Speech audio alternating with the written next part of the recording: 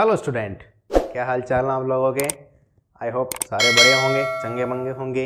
मैं हूं यशराज, आपका स्वागत करता हूं आपके ही यूट्यूब चैनल फिजिक्स कक्षा विद यशराज में। हम पढ़ रहे हैं क्लास 12 चैप्टर नंबर 2 स्थिर विद्युत विभव एवं विद्युत धारिता। इस चैप्टर में अपन ने पिछले वीडियो में पढ़ा था संधारित्र के बारे में कि संधारित्र क्या होता है। संधारित्र एक ऐसी युक्ति है जिसके द्वारा अपन आवेश को स्थिर रखते हुए किसी भी चालक पदार्थ की धारिता में वृद्धि कर सकते हैं। प्रिंसिपल क्या है कि विभव का मान कम कर दो तो धारिता का मान बढ़ जाएगा। ये था इसका सिद्धांत। ठीक है, उसके बाद अपन ने पढ़ा समांतर प्लेट संधारित्र। उसकी धारिता निकाल ली अपन ने। कितनी आई थी बेटा अपने पास समांतर प्लेट संधारित्र की धारिता? C बराबर एप्सिलॉन 0 A अपॉन D। अपन ये निकाल चुके हैं।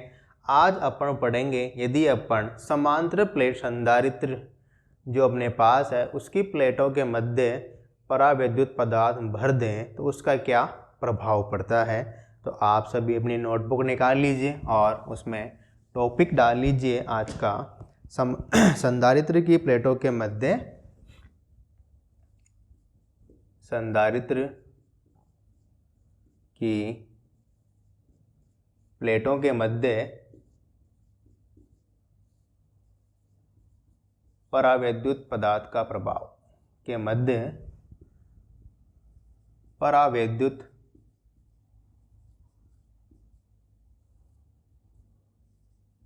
पदार्थ का प्रभाव, यानी कि अपन इफेक्ट, पहले इसका इफेक्ट जान लेते हैं कि अपन यदि किसी डाइलेक्ट्रिक मीडियम को समांतर प्लेट संधारित्र है यानी कि पहले कैपेसिटर है, इसकी जो प्लेट्स हैं इनके बीच में अगर भर दे अपन कोई माध्यम तो उससे क्या प्रभाव पड़ता है। अपने पास अपन जानते हैं समांतर प्लेट संधारित्र कैसा होता है बेटा। इसमें दो प्लेटें होती हैं जिन पर समान तथा विपरीत प्रकृति का आवेश मौजूद होता है, आपस में कुछ दूरी के ऊपर रखी होती है। इस प्लेट पर पॉजिटिव, यानी कि अगर मैं इसको ऐसे लिखूं या सिर्फ यहाँ पर पॉजिटिव लिखूं तो भी एक ही बात है अपने पास। ठीक है बेटा, positive positive positive positive positive positive. और इस वाली प्लेट पर नेगेटिव चार्ज होता है अपने पास। ठीक है, ये अपन ने देख लिया था कि एक प्लेट पॉजिटिव चार्ज होती है और एक प्लेट नेगेटिव चार्ज होती है। चाहे आप इसको यहाँ लिखो, चाहे अंदर लिखो या सिर्फ ऊपर प्लस माइनस लिख दो, सब चलेगा। आपकी इच्छा है, कैसे भी लिख सकते हैं अपन। चाहे अपन ऐसे लिख रहे हैं तो आप ऐसे भी लिख सकते हो, या सिर्फ प्लेट के ऊपर एक प्लस लगाकर भी पूरी प्लेट पर आवेश को दर्शा सकते हो कि इस प्लेट पर धन आवेश है और इस प्लेट पर ऋण आवेश है। किसी भी प्रकार से आप रिप्रेजेंट कर सकते हो आपकी इच्छा अनुसार। ठीक है बेटा, अपने पास ये है। अब अपन क्या करते हैं कि इन प्लेटों के मध्य अपन अगर परावैद्युत पदार्थ भर देते हैं। सबसे पहले अपन जान लेते हैं कि जो समांतर प्लेट की संधारित्र है, समांतर प्लेट संधारित्र है, इसकी प्लेटों के मध्य जो विद्युत क्षेत्र होगा बेटा वो किधर होगा? E, इधर होगा। इसका मान क्या होगा? यदि अपने पास समांतर प्लेट संधारित्र की प्लेटों पर आवेश घनत्व सिग्मा है, इस पर सिग्मा प्लस होगा, इस पर सिग्मा होगा, तो अपने पास E बराबर कितना होगा बेटा? Sigma upon epsilon naught. अपन देख चुके हैं ये विद्युत क्षेत्र, दो प्लेटें होती हैं उनके बीच में विद्युत क्षेत्र अपन निकाल चुके हैं, दोनों के कारण जुड़ जाता है, तो अपने पास सिग्मा अपॉन एप्सिलॉन नॉट अपने पास है। अगर अपन यहाँ पर अब परावैद्युत पदार्थ भर दें, ये अपन ने परावैद्युत पदार्थ की एक पट्टिका ली और उसको यहाँ पर भर दिया। ये जो मैंने बना रहा हूँ मैं, ये है परावैद्युत पदार्थ। अपन ने पढ़ा है परावैद्युत पदार्थ के बारे में कि जब परावैद्युत पदार्थ को बाह्य विद्युत क्षेत्र में रखा जाता है तो इसके अणुओं में क्या हो जाता है बेटा? ध्रुवण हो जाता है। तो अपने पास जो परावैद्युत पदार्थ है ये भी बाह्य विद्युत क्षेत्र में आ गया, तो जो इसके अणु हैं वो क्या होंगे बेटा? ध्रुवित हो जाएंगे। ध्रुवित होने का मतलब है कि उनके धनावेश का केंद्र और ऋणावेश का केंद्र पृथक पृथक हो जाएगा, यानी कि वो एक द्विध्रुव अणु बन जाएंगे। और ये सारे द्विध्रुव अणु बाह्य विद्युत क्षेत्र की दिशा में सेट हो जाएंगे, व्यवस्थित हो जाएंगे। ये अपन ने पढ़ा है पिछले वाले टॉपिक्स में, यानी कि अपने पास जो इसके अणु हैं किस प्रकार सेट होंगे बेटा? अपने पास इस प्रकार।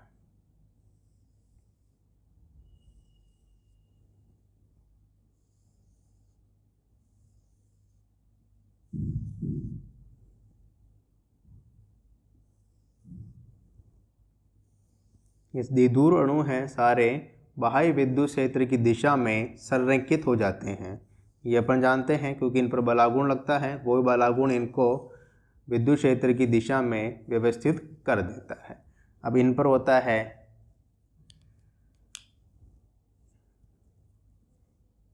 Negative positive charge, negative positive. इस प्रकार ये बाह्य विद्युत क्षेत्र के प्रभाव के कारण एक दिशा में व्यवस्थित हो जाते हैं। ये अपन पढ़ चुके हैं पिछले वाले टॉपिक्स में। अगर आपने वीडियो नहीं देखा है तो पीछे जाकर वीडियो देख लेना एक बार, उसके बाद ये वाला वीडियो स्टार्ट कर लेना, राइट। और उससे पहले चैनल को सब्सक्राइब कर दो जिसने नहीं किया है, फटाफट से।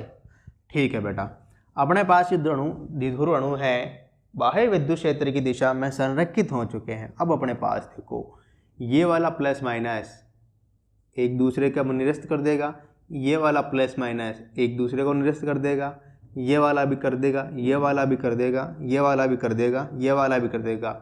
इस प्रकार अपने पास सिर्फ ये वाला ऋणावेश बचेगा और इधर सिर्फ ये वाला धनावेश बचेगा। बाकी जो अंदर वाले जो आवेश हैं एक दूसरे को निरस्त कर देते हैं। अपने पास सिर्फ आवेश बचता है किनारों पर। इस किनारे पर बचा अपने पास नेगेटिव चार्ज सिग्मा नेगेटिव, और इस वाले किनारे पर बचा अपने पास पॉजिटिव। यानी कि इसको अपन ऐसे भी कर सकते हैं कि अपने पास सिर्फ ये बचेगा, ये नेगेटिव, और इधर बचेगा अपने पास सिर्फ ये पॉजिटिव चार्ज। तो अपने पास यहाँ पर बाह्य विद्युत क्षेत्र की उपस्थिति में एक द्विध्रुव अणु थे, व्यवस्थित हो गए, उनके अंदर वाले चार्ज आपस में कैंसिल हो गए, सिर्फ बाह्य किनारे वाले विद्युत आवेश बचे उनके पास। इस पर बचा नेगेटिव और इस पर बचा पॉजिटिव। ठीक है बेटा, यानी कि बाह्य विद्युत क्षेत्र की उपस्थिति में इनके ऊपर आवेश प्रेरित हुआ। प्लस वाली प्लेट के पास में आवेश प्रेरित हुआ नेगेटिव, और माइनस जो प्लेट ऋणावेश वाली प्लेट है इसके पास प्रकट हुआ या प्रेरित हुआ धनावेश। क्लियर है बेटा। तो इस पर जो आवेश घनत्व को अपन मांग लेंगे सिग्मा पी। ये प्रेरित हुआ ना बेटा पी, और इसको भी पी। ये वाला तो नेगेटिव वाला, ये वाला पॉजिटिव वाला है। ठीक है बेटा, अब अपने पास यहाँ पर अगर आवेश से व्यवस्थित हो गए तो इसके कारण भी विद्युत क्षेत्र पैदा होगा, जिस दिशा धन आवेश से ऋण आवेश होगी। यानी कि अपने पास यहाँ पर जो विद्युत क्षेत्र प्रेरित होगा वो होगा ई पी, जिसकी दिशा बाह्य विद्युत क्षेत्र के विपरीत होती है। आई बात समझ में। यानी कि अपन ने विद्युत क्षेत्र में परावैद्युत को रखा तो उसके अणु ध्रुवित हो जाते हैं और विद्युत क्षेत्र की दिशा में संरेखित हो जाते हैं। संरेखित होने के बाद इनके द्विध्रुव के जो अणु के आवेश हैं परस्पर एक दूसरे को निरस्त कर देते हैं। सिर्फ बाह्य किनारों पर आवेश ही बच जाता है। संधारित्र प्लेट की धन प्लेट के पास ऋणावेश इकट्ठा हो जाता है और संधारित्र प्लेट की ऋण प्लेट के पास धनावेश इकट्ठा हो जाता है। इन पर जो आवेश घनत्व प्रेरित है वो है सिग्मा पी। विद्युत क्षेत्र इसके कारण भी उत्पन्न होगा, जिसकी दिशा इस धन से इस ऋण की ओर होगी। इसको अपन ने नाम दिया ई पी। तो अपने पास परिणामी विद्युत क्षेत्र कितना हो जाएगा बेटा? परिणामी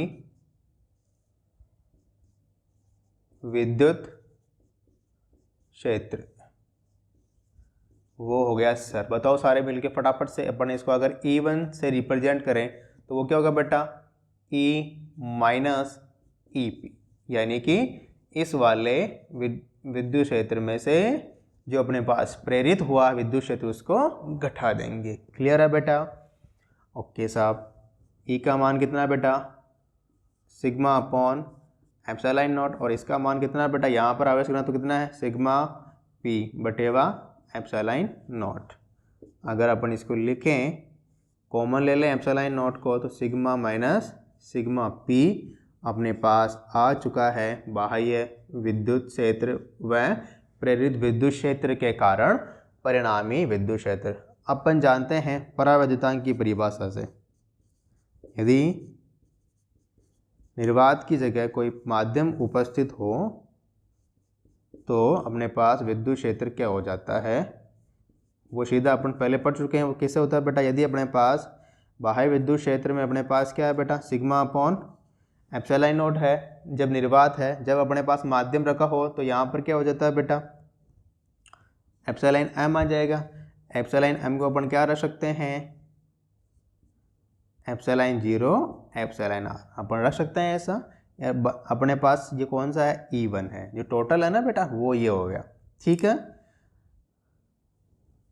समीकरण नंबर 2 दोनों बराबर ही हैं, तो बाई समीकरण 1 व 2 से, समीकरण 1 व 2 से दोनों को बराबर रख दें अपने पास, तो क्या हो गया बेटा, sigma minus sigma p divided by epsilon not equal to sigma epsilon 0 epsilon r. इससे ये वाला राशि कट गया बेटा, अपने पास बचा इधर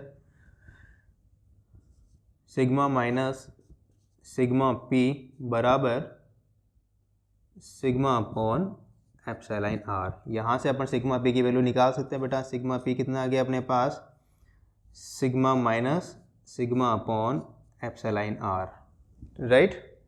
समीकरण या इसको थोड़ा और लिखें अपन, तो sigma P is equal to, यहाँ पर सिग्मा कॉमन आ गया बेटा, तो अब अंदर क्या बचा, 1 माइनस 1 अपॉन एप्सिलॉन आर, समीकरण नंबर 3। अब अपन ने एक इससे पहले एक क्वांटिटी और पढ़ी थी राशि, ध्रुवण सदिश पी। ध्रुवण सदिश होता है बेटा पी, वो किनारों पर प्रेरित विद्युत आवेश घनत्व के बराबर होता है। ध्रुवण सदिश, ध्रुवण सदिश पी किनारों पर प्रेरित आवेश घनत्व, प्रेरित आवेश घनत्व के बराबर होता है। यानी कि P का मान जो किनारों पर प्रेरित आवेश घनत्व है उसके बराबर होता है। यानी कि P बराबर क्या हो गया बेटा, सिग्मा P। किनारों पर कितना आवेश घनत्व प्रेरित है, सिग्मा P। परंतु अपन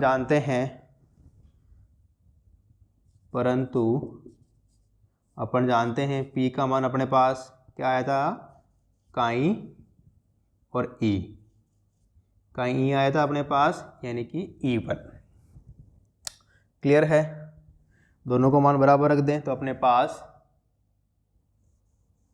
काई E1 equal to sigma P। E1 का मान यहाँ से रख दे बेटा, कितना है, sigma upon epsilon 0 epsilon r, यानी कि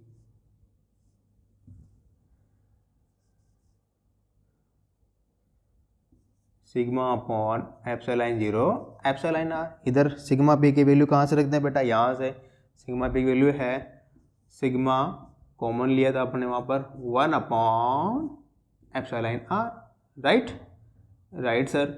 अब यहाँ से ये वाला कट गया बेटा, बिल्कुल कट गया सर। तो अपने पास क्या बचा इधर, इसको इधर भेज दें, इधर सिर्फ काई रखें, तो काई बराबर epsilon 0 epsilon r 1 minus 1 upon epsilon r. इसको अंदर मल्टीप्लाई कर दें एप्सिलॉन आर को, तो अपने पास क्या हो गया बेटा, एप्सिलॉन 0 अंदर क्या बच गया, इसको इसे मल्टीप्लाई किया तो एप्सिलॉन आर माइनस इससे इसको क्या कट गया, अपने पास 1 बच गया। तो अपने पास ये आ गया विद्युत प्रवृत्ति एवं परावैद्युतांक के मध्य संबंध। यह समीकरण विद्युत प्रवृत्ति व परावैद्युतांक के मध्य संबंध को दर्शाता है। आपसे अगर पूछें कि परावैद्युतांक में विद्युत प्रवृत्ति में संबंध बताइए, तो अपने पास ये वाला जो इक्वेशन है वो बताएगा कि chi equal to epsilon 0 bracket epsilon r minus 1। कभी कभी बेटा जो एप्सिलॉन आर को अपने पास परावैद्युतांक को है के से प्रदर्शित करते हैं, तो अपने पास इसको ऐसे भी लिख सकते हैं एप्सिलॉन 0 के -1। परावर्तनांक को कभी कभी किताबों में कैसे भी लिख दिया जाता है, तो अपने पास इसको इस फॉर्म में भी लिखा जाता है, जहाँ के क्या है वही है परावैद्युतांक। आई होप आपको समझ में आया होगा। ठीक है, नोट डाउन कर लिया होगा। अब आगे पढ़ते हैं अपन कि समांतर प्लेट की धारिता में कितना प्रभाव पड़ेगा परावैद्युतांक से।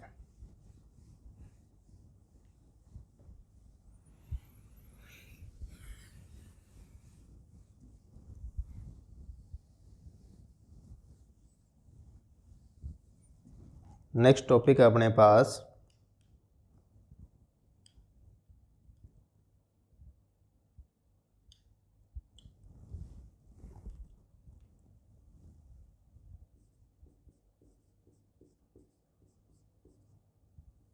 समांतर प्लेट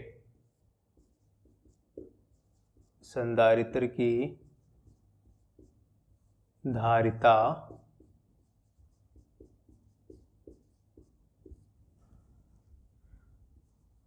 जब परावैद्युत माध्यम पूर्णतः भरा हो। परावैद्युत माध्यम पूर्णतः भरा हो, पूर्णतः भरा हो। ठीक है, अपने पास यानी कि अपने पास समांतर प्लेट संधारित्र है एक, ये अपने पास समांतर प्लेट संधारित्र है बेटा। ठीक है, इस प्लेट पर प्लस आवेश, इस प्लेट पर ऋण आवेश। दोनों प्लेटों के मध्य दूरी d है, दोनों प्लेटों की मध्य दूरी d है। प्लेटों पर आवेश q है, प्लेटों का क्षेत्रफल a है और दोनों प्लेटों के मध्य दूरी d है। तो अपन लिखेंगे कि माना एक समांतर प्लेट संधारित्र है जिसकी प्लेटों के मध्य दूरी d है। प्लेटों के मध्य एप्सिलॉन r माध्यम का, प्लेटों के मध्य एप्सिलॉन r माध्यम का अपने पास परावैद्युत पदार्थ भर दिया है। बिल्कुल भरा हुआ, बिल्कुल क्लोज है बेटा अपने पास, ये बिल्कुल चिपका हुआ है अपने पास कि अपन ने यहाँ पर एप्सिलॉन r परावैद्युत माध्यम का अपन ने भर दिया, जिसका परावैद्युतांक कितना बेटा एप्सिलॉन r। क्लियर है। समांतर प्लेट संधारित्र की धारिता अपने को पता करनी है। ठीक है, तो लिखिए, आपने लिखा होगा तो ठीक है। मैं दोबारा बोलता हूँ कि माना एक समांतर प्लेट संधारित्र है जिनकी प्लेटों के मध्य दूरी d है। समांतर प्लेट संधारित्र की प्लेटों पर आवेश q और प्लेटों का क्षेत्रफल a है। प्लेटों के मध्य एप्सिलॉन r परावैद्युतांक पदार्थ पूर्णतः भरा हुआ है। ठीक है बेटा, यानी कि अपने पास टोटल जो स्पेस था दोनों प्लेटों के मध्य, उसमें अपन ने परावैद्युत माध्यम की पट्टिका रख दी है, बिल्कुल भी स्पेस नहीं है, एक तरह से ऐसे मानो। क्लियर है बेटा? ओके, यहाँ पर आवेश करना तो कितना हो जाएगा, सिग्मा बराबर आवेश बटेवा क्षेत्रफल। क्लियर है? ओके, अब अपन ज्ञात करते हैं विद्युत क्षेत्र। यहाँ लिख लेते हैं प्लेटों के मध्य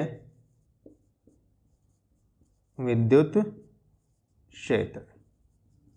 प्लेटों के मध्य विद्युत क्षेत्र E बराबर कितना हो जाएगा बेटा, अभी अपन ने निकाला है sigma upon epsilon 0 epsilon r। जब माध्यम उपस्थित हो तो अपने पास उस माध्यम की विद्युतशीलता अपन इंक्लूड कर लेते हैं, या उस माध्यम का परावैद्युतांक इंक्लूड कर लिया जाता है।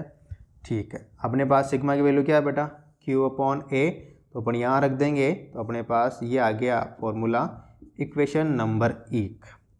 प्लेटों के मध्य विभवांतर निकालेंगे अपन। प्लेटों के मध्य विभवांतर, प्लेटों के मध्य विभवांतर V बराबर क्या होगा बेटा, A इंटू डी। दूरी कितनी है, D है, तो E का। हाँ तो बेटा अपन कहाँ थे, प्लेटों के मध्य विभवांतर पर। वो बराबर क्या होता है बेटा, V बराबर A मल्टीप्लाई D। E का मान अपन समीकरण 1 से रख दें, तो समीकरण 1 में क्या है बेटा, Q प्लेटों के मध्य दूरी है, D अपने पास, ठीक है, Q upon A epsilon not epsilon R और D। समीकरण नंबर 2। अपने पास विभव आ चुका है, धारिता निकाल सकते हैं अपन। संधारित्र की धारिता, संधारित्र की धारिता कितनी हो जाएगी बेटा, धारिता C बराबर कितना होता है, Q बटेवा V। V का मान समीकरण 2 से रखें अपने पास यहाँ पर, तो रखते हैं sir Q divided by A epsilon not epsilon R और मल्टीप्लाई D। D कहाँ मल्टीप्लाई, यहाँ ऊपर, नीचे कहाँ मल्टीप्लाई कर दिया बच्चा, ऊपर। Q से Q चला गया बेटा, तो ये सारा का सारा पद ऊपर चला जाएगा अपने पास। A epsilon not epsilon R divided by D, या इसको अपने इस प्रकार ले सकते हैं, C बराबर epsilon R epsilon 0 A बटेवा D। इससे पहले वाले टॉपिक में अपन ने पढ़ा था कि जब माध्यम निर्वात हो तो समांतर प्लेट संधारित्र की धारिता कितनी होती है बेटा, निर्वात में धारिता अपने पढ़ी थी, बराबर कितनी थी बेटा, C। इसको C नोट से अगर रिप्रेजेंट करें तो epsilon 0 A divided by D, तो अपने पास इसलिए C बराबर कितना हो गया बेटा, ये वाला पूरा का पूरा पद किसके बराबर है, C नोट के। तो अपने पास एप्सिलॉन R C नोट, यानी कि जब अपन परावैद्युत पदार्थ की उपस्थिति लाते हैं तो अपने पास संधारित्र की धारिता में एप्सिलॉन R गुणा वृद्धि हो जाती है। आई बात आपको समझ में, चलो बेटा ठीक है। अब बढ़ते हैं अगले कदम की तरफ, अगले पड़ाव की तरफ। अगला पड़ाव अपने पास है कि थोड़ा सा कि मैं इसको पूरा नहीं भरूँ परावैद्युत पदार्थ से, इसको थोड़ा सा ही भरूँ, या इसको यूँ बोलूँ कि मैं आंशिक रूप से भर दूँ। तो लिखिए आंशिक रूप से भरा हो, आंशिक रूप से भरा हो मतलब, यानी कि अपने पास समांतर प्लेट संधारित्र की धारिता जब परावैद्युतांक पदार्थ आंशिक रूप से भरा हुआ हो, यानी कि आप लोग लिखिए अपने पास, मान लेते हैं ये अपना संधारित्र है, दो प्लेटें हैं अपने पास जिनके बीच की दूरी है बेटा D। कितनी दूरी है, D दूरी है, और इस वाली प्लेट पर धनावेश, इस वाली प्लेट पर ऋणावेश, इनके बीच में अपन एक T मोटाई की परावैद्युतांक पदार्थ की पट्टिका रख दी। इसको पूरा नहीं भरा, इसके बीच में T परावैद्युतांक पदार्थ की एक पट्टिका रख दी, और प्लेटों के मध्य दूरी कितनी है बेटा, D दूरी है। ठीक है, तो अपन लिखेंगे माना एक समांतर प्लेट संधारित्र है जिसकी प्लेटों के मध्य दूरी D, प्लेटों का क्षेत्रफल A है, प्लेटों के मध्य एक T मोटाई की परावैद्युतांक पदार्थ की पट्टिका रखी हुई है। लिख लिया आपने, ठीक है। अब अपने पास जो यहाँ पर है वायु भाग की मोटाई कितनी है अपने पास, वायु भाग की मोटाई,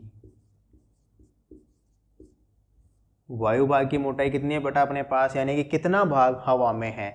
सिर्फ ये T भाग ही माध्यम से भरा हुआ, बाकी तो हवा वाला ही है। अगर D माइनस T कर दूं तो अपने पास वो किसकी मोटाई हो जाएगी बेटा, वायु भाग की। ठीक है, अपन विद्युत क्षेत्र निकालें तो पहले निकाल लेते हैं वायु भाग में कितना विद्युत क्षेत्र है। वायु भाग में विद्युत क्षेत्र वो कितना होगा बेटा, E नॉट, यही होगा अपने पास, और वायु भाग में विद्युत क्षेत्र हो जाएगा E नॉट। ये किसके बराबर होता है बेटा, सिग्मा अपॉन एप्सिलॉन नॉट, और अपने पास आवेश घनत्व को अपन आवेश के रूप में लिखें तो sigma A divided by epsilon 0। ठीक है, और माध्यम वाले भाग में, यानी कि जो पट्टिका है माध्यम भाग में विद्युत क्षेत्र वो कितना होगा बेटा, माध्यम भाग में विद्युत क्षेत्र, इसको EM माने अपन, EM बराबर कितना होता है, निर्वात में विद्युत क्षेत्र बटेवा एप्सिलॉन आर, यही होता है अपने पास। ठीक है, ओके। अब निकालते हैं बेटा प्लेटों के मध्य विभवांतर। सिंपल से स्टेप में पहले विद्युत क्षेत्र निकालते हैं, फिर उसके बाद प्लेटों के मध्य विभवांतर निकाला जाता है और उसके बाद उसकी धारिता निकालते हैं। सिंपल से 3 स्टेप फॉलो करते हैं और अपन समांतर प्लेट की संधारित्र की धारिता निकाल सकते हैं। तो प्लेटों के मध्य विभवांतर कितना होगा बेटा, ये 2 भागों में विभाजित हो जाएगा कि वायु भाग में विभवांतर, वायु भाग में विभवांतर, आई होप समझ में आ रहा होगा कि वायु भाग में विभवांतर कितना है, प्लस माध्यम भाग में विभवांतर, यानी कि जितने भाग में माध्यम है उसमें विभवांतर, दोनों को जोड़ देंगे तो अपने पास प्लेटों के मध्य टोटल विभवांतर अपने को देखने को या ज्ञात हो जाएगा। सीधी सिंपल सा कंसेप्ट है कि इतने भाग में कितना विभवांतर है और प्लेटों के मध्य जो पट्टिका रखी गई है इसके भाग में कितना विभवांतर है, दोनों को जोड़ दें तो प्लेटों के मध्य विभवांतर अपने पास आ जाएगा। सीधी सिंपल सी बात, आई समझ में बात। ठीक, आगे बढ़ते हैं।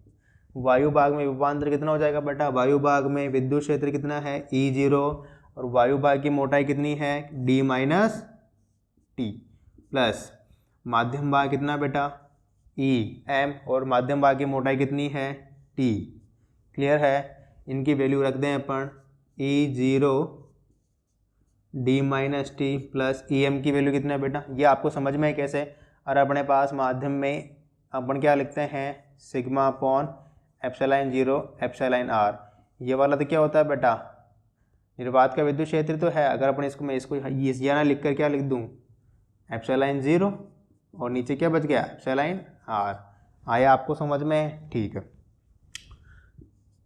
E0 epsilon r multiply by t. Okay, आगे बढ़ते हैं। यहाँ पर E0 कॉमन आ चुका, इधर क्या बचा बेटा, D minus t plus t upon epsilon r. ये अपने पास क्या आ गया बेटा, विभवांतर आ गया। अब धारिता निकालें, किसकी, संधारित्र की, संधारित्र की धारिता, कैपेसिटेंस। सिंपल सा फॉर्मूला है, C बराबर Q बटेवा V कर दो साहब।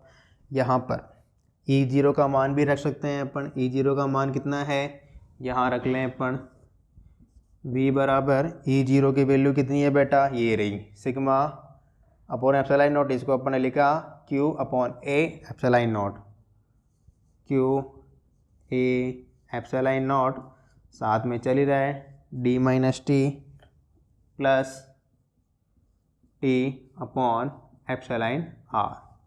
ये वैल्यू यहाँ रख देंगे अपने पास, तो C बराबर क्या आ जाएगा बेटा, Q divided by Q A epsilon not D minus t plus t upon epsilon r. समझ में आया, बिल्कुल आया। Q से Q चला गया बेटा, तो अपने पास C बराबर क्या हो गया, ये वाला पद ऊपर चला जाएगा, epsilon 0 A divided by D minus t plus t upon epsilon r. ये है अपने पास जब T मोटाई की अपने पास पट्टिका रखी हो, आंशिक रूप से अपन ने भर दिया हो संधारित्र, तो अपने पास क्या होती है, D epsilon 0 A D minus t plus t upon epsilon r. या इसको T कॉमन लेंगे, ऐसे भी लिख सकते हैं अपन, epsilon 0 A D, T common ले लें तो बेटा ये T माइनस, सॉरी यहाँ T भी कॉमन ले लें माइनस के साथ में अपन, माइनस, तो यहाँ पर क्या हो जाएगा बेटा, 1 माइनस 1 अपॉन एप्सिलॉन आर। दोनों ही फॉर्म अपने पास सही है, किसी भी फॉर्म के रूप में अपन यहाँ पर इसको रिप्रेजेंट कर सकते हैं। क्लियर है। अब यदि अपने पास मान लो कि T मोटाई की जगह मैं इसको पूरा भर दूँ, T बराबर, पूरा भरने के लिए T बराबर किसके बराबर हो जाएगा, D के, तो अपने पास C बराबर क्या हो जाएगा बेटा, इसमें देखो अगर T बराबर D रख दूंगा तो ये कट जाएगा, सिर्फ ये बचेगा, अरे बाबड़ों, देखो इधर t minus d plus d upon epsilon r. D से डी चला गया, सिर्फ ये बचा, ये वाला पद ऊपर चला जाएगा। तो कैसे आ गया एप्सिलॉन 0 ए अपॉन डी। ये किसके लिए फॉर्मूला आ गया? जब पूरी तरह से भरा हुआ हो, यानी अपन इस फॉर्मूले का यूज करते हुए भी पूरे भरे हुए माध्यम से युक्त संधारित्र की धारिता भी निकाल सकते हैं, और आंशिक रूप से भरा तो भी इससे निकाल सकते हैं। आया बात समझ में आपको? आई होप आ गया होगा। आगे बढ़ते हैं बच्चे। चलो अब अपन देख रहे हैं कि सर कि मैं यहाँ पर एक ही पदार्थ की पट्टिका नहीं रखूँ, मैं अलग अलग पदार्थों की पट्टिका रख दूँ, अलग अलग पदार्थों की पट्टिका रख दूँ, या अलग अलग परावर्तांक वाले माध्यम की पट्टिकाएँ रख दूँ, तब अपने पास संधारित्र की धारिता कितनी आएगी। यानी कि अपने पास ये है संधारित्र है,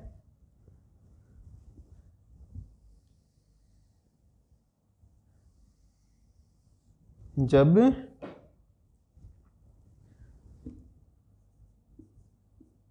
विभिन्न मोटाई के भिन्न भिन्न परावैद्युत पदार्थ हों, परावैद्युत पदार्थ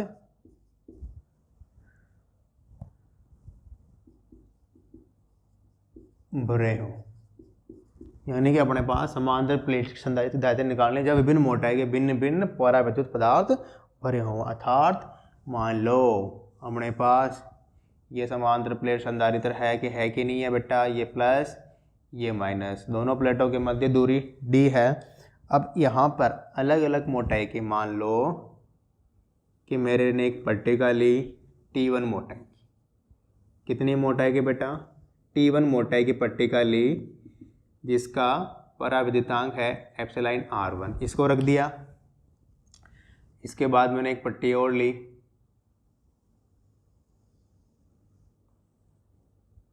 T2 मोटाई की, इसका पराविद्युतांक है एप्सिलॉन R2, एक पट्टी और ले ली। T3 मोटाई की, इसका पराविद्युतांक है एप्सिलॉन R3। इसी प्रकार अपने पास यहाँ पर n पट्टियाँ भरी हुई। कितनी पट्टियाँ भरी हुई बेटा? n पट्टियाँ भरी हुई है, जिनकी मोटाई क्रमशः T1, T2, T3 tends to Tn है। ये Tn मोटाई की पट्टी है, जिसका परावर्तांक है एप्सिलॉन R1। आई होप आपको दिख रहा होगा एप्सिलॉन Rn। और ये वाला भाग अपन ने छोड़ दिया। अपने पास यहाँ पर अलग अलग माध्यम की पट्टिकाएँ रख दी है, तब अपन देखेंगे कि इस संधारित्र की धारिता पर क्या प्रभाव पड़ता है। चलो बेटा देखते हैं। अपने पास यहाँ पर अब वायु भाग कितना रह गया? वायु भाग की मोटाई देख लेते हैं। समांतर प्लेट संधारित्र धारिता अपन यहाँ पर देखेंगे, दोनों प्लेटों के मध्य दूरी है बेटा d। वायु भाग की मोटाई, वायु भाग की मोटाई कितनी है? वायु भाग की मोटाई बताइए आप, फटाफट से बताइए। अपने पास कितनी हो जाएगी? d minus T1 plus T2 plus T3 plus tends to Tn। यानी कि इन सभी मोटाइयों को जोड़ के d में से निकाल दूँ तो मेरे पास वायु भाग की मोटाई आ जाएगी। ठीक है बेटा। अब निकालते हैं विभवांतर प्लेटों के मध्य विभवांतर।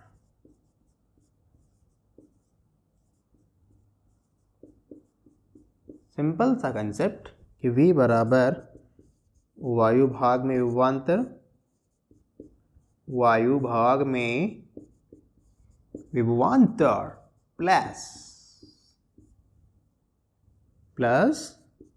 विभिन्न माध्यमों में, विभिन्न माध्यम भाग में विभवांतर। यानी कि सभी माध्यम जो अपने पास दे रखे हैं उनमें कितना विभवांतर, प्लस अपने पास वायु भाग में कितना विभवांतर, दोनों को जोड़ दें तो प्लेटों के मध्य विभवांतर देखने को मिल जाएगा। वायु भाग में विभवांतर, वायु भाग में विद्युत क्षेत्र कितना होता है बेटा E0। वायु भाग की मोटाई कितनी है, ये है सर अपने पास वायु भाग की मोटाई है D minus T1 plus T2 plus T3 plus tends to चलेगा सर Tn तक। Okay very good. अब निकालते हैं अपन विभिन्न माध्यमों में विभवांतर। इस पट्टिका में विभवांतर कितना होगा बेटा, इस पट्टिका में मौजूद विद्युत क्षेत्र वो कितना होगा बेटा E0 बटेवा इस माध्यम का परावर्तितांक। ये विद्युत क्षेत्र हो गया, इसकी मोटाई कितनी है बेटा T1, तो ये इसको गुणा कर दिया प्लस अपने पास इस पट्टिका के लिए विद्युत क्षेत्र कितना होगा दूसरे माध्यम की E0 और इस पट्टिका का परावर्तितांक एप्सिलॉन R2। पट्टिका की चौड़ाई कितनी है बेटा T2 प्लस इसी प्रकार T3 वाली निकालेंगे अपने पास, तो क्या हो जाएगा E0 बटेवा एप्सिलॉन R3 इस पट्टिका की मोटाई T3 प्लस कहाँ तक चलेगा बेटा N पट्टिका तक। तो N पट्टिका के लिए अपने पास E0 N पट्टिका का परावर्तितांक एप्सिलॉन R1 और इसकी मोटाई Tn अपने पास आ चुका है ये, ठीक है बेटा। यहाँ पर अपन E0 को कॉमन ले सकते हैं पूरे पद में से, तो E0 मैंने कॉमन ले लिया तो मेरे पास इधर बचा सिर्फ D minus T1 plus T2 plus T3 tends to Tn। Okay right.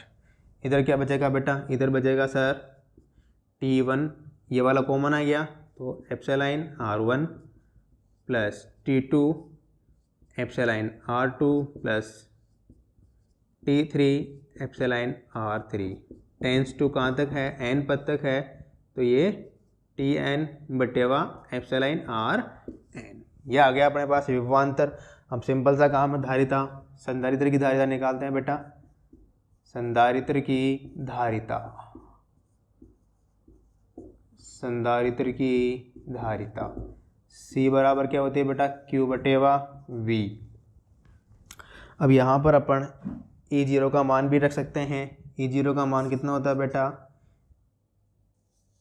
Q upon epsilon 0A।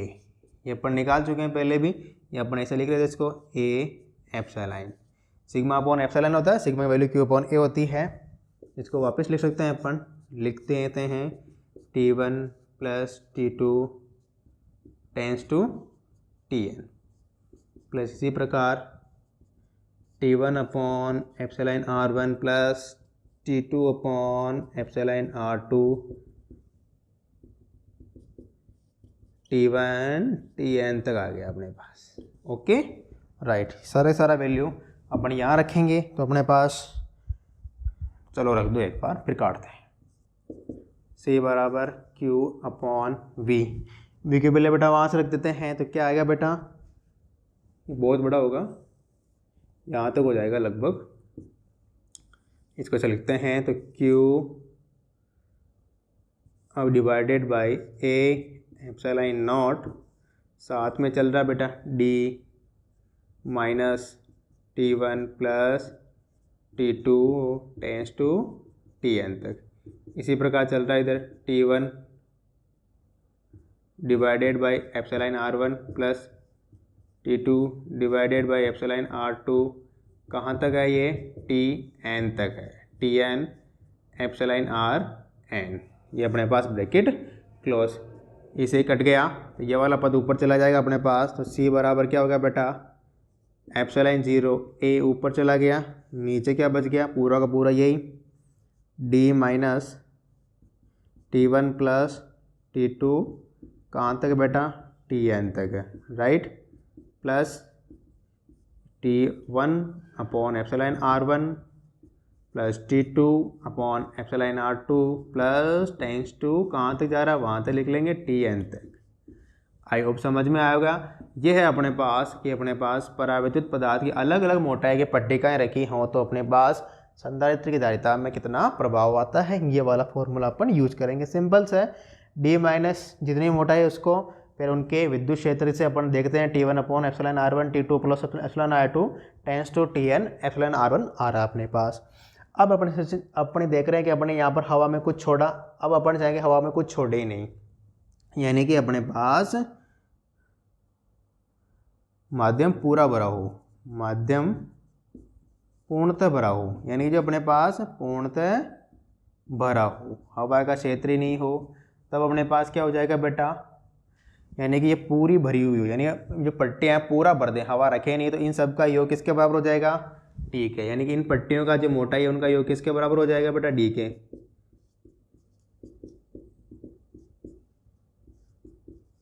किसके बराबर हो जाएगा, डी के। अरे भाई जब पूरा भर दिया तो इन पट्टियों की टोटल मोटाई किसके बराबर आ जाएगी, प्लेटों के मध्य दूरी के। ठीक है बेटा, अब आगे बढ़ते हैं।